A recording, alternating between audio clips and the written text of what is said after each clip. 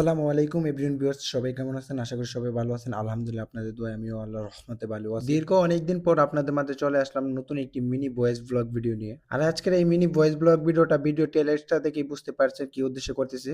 দীর্ঘ 4 বছর পর ব্যাট হাতে নিয়ে চলে যাইতেছি ক্রিকেট খেলার জন্য। আর ক্রিকেট খেলার লোকেশনটা কোথায় এবং কোথায় খেলতে যাইতেছি সম্পূর্ণ ভিডিওটা দেখলে আমার বুঝতে পারবেন। তার আগে আমি আপনাদেরকে আমাদের গ্রামের দৃশ্যগুলো দেখাই আপনাদেরকে। আমি বাড়ি থেকে বের হয়ে রাস্তা দিয়ে হেঁটে চলে আসলাম আমাদের ঐতিহ্যবাহী বাঁশের সাঁকুর মধ্যে। এই বাঁশের সাঁকুটি অবস্থিত আমাদের পানিশ্বর গ্রামে সাকাইতি নাইলা নতুন চকবাজার এবং সিন্ধি স্টেশনের মধ্য দিয়ে এই বাঁশের সাঁকুটি অবস্থিত। এই বাঁশের সাঁকুটির জন্য আমাদের পানিশ্বর গ্রাম সহ আমাদের এই পার্শ্ববর্তী গ্রামগুলো ভোগান্তিতে আছে। আমাদের এই গ্রামের সকল শিক্ষা প্রতিষ্ঠানের সকল শিক্ষার্থীরা কিন্তু এই বাঁশের সাঁকু দিয়ে চলাচল করে, আর তাদের জন্য এই বাঁশের সাঁকুটি অনেক রিস্কি হয়ে যায়। কখন যে কোন দুর্ঘটনায় পড়ে বাকিটা আল্লাহ পাকি ভালো জানেন। যাই হোক ভিউয়ার্স, এই বাঁশের সাঁকু নিয়ে কথা বলতে গেলে কখনো বলা শেষ হবে না। আর অন্য একটি ভিডিওতে আমি আপনাদেরকে বাঁশের সাঁকুটি নিয়ে তুলে ধরবো ইনশাআল্লাহ। আর যেহেতু আজকে আমি ক্রিকেট খেলার উদ্দেশ্যে রওনা দিছি, তার জন্য ভাবলাম আপনাদেরকে আমাদের গ্রামের প্রাকৃতিক সৌন্দর্য দৃশ্যগুলো আপনাদের মাঝে তুলে ধরি। ভিউয়ার্স, বলতে বলতে এবং আপনাদেরকে আমাদের গ্রামের প্রাকৃতিক সৌন্দর্য দৃশ্যগুলো দেখাতে দেখাতে চলে আসলাম আমাদের খেলার মাঠে। আর এই খেলার মাঠটি কোথায় অবস্থিত অবশ্যই আপনাদেরকে আমি জানাবো। তার আগে আমার এই ভিডিওটা দেখে যদি ভালো লাগে অবশ্যই লাইক কমেন্ট শেয়ার করে দিবেন, এবং পেজটাকে যদি ফলো করে না রাখেন অবশ্যই পেজটাকে ফলো করে দিবেন নতুন নতুন ভিডিও দেখার জন্য।